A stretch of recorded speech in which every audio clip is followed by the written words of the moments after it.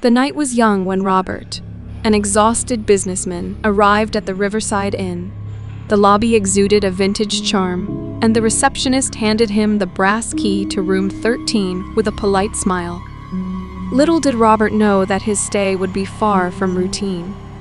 Entering the room, he found it dimly lit, adorned with faded wallpaper and antique furniture.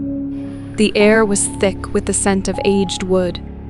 Tired from his journey, Robert dismissed the initial unease settling in the pit of his stomach. As midnight approached, a subtle chill permeated the room. The bedside lamp flickered, casting eerie shadows on the walls.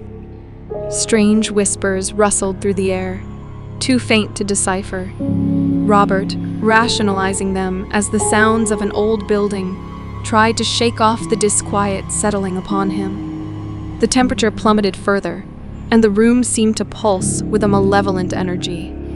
Robert's breath hung in the icy air as he noticed the curtains billowing, though the window remained firmly shut. Unease gripped him as he fumbled to turn up the thermostat, but the cold persisted.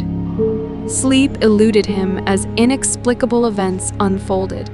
The antique mirror on the dresser reflected fleeting glimpses of distorted figures that vanished upon a second glance.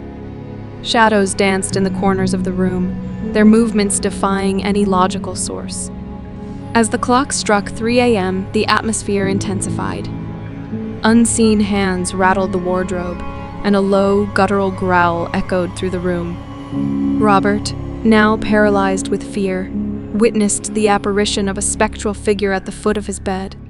The figure, a woman in a tattered gown, emanated an otherworldly sorrow. Hollow eyes fixed on Robert, and a mournful wail pierced the silence. The room's temperature dropped to an unbearable degree, and the whispers crescendoed into anguished cries. Driven by terror, Robert fled the room, seeking refuge in the hotel's deserted hallways.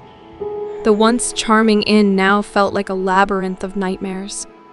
Desperate, he stumbled upon the hotel's elderly caretaker, who wore a knowing expression. The caretaker spoke of the tragic history of room 13, the tale of a jilted bride who took her own life within its walls. Her spirit, it seemed, sought to torment any who dared to stay. The Riverside Inn had long kept this dark secret, a macabre dance of unfulfilled love and lingering anguish.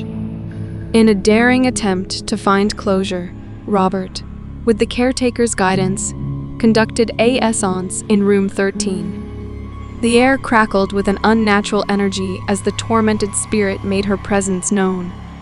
Tearfully, the spirit conveyed her tale of heartbreak and abandonment.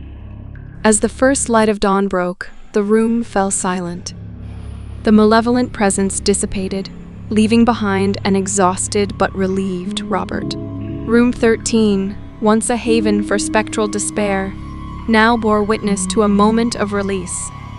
The Riverside Inn, with its secrets laid bare, returned to an illusion of normalcy.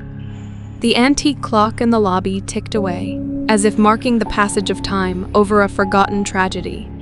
Room 13, forever changed, awaited its next occupant, its walls echoing with the memory of a love lost and a spirit finally at rest.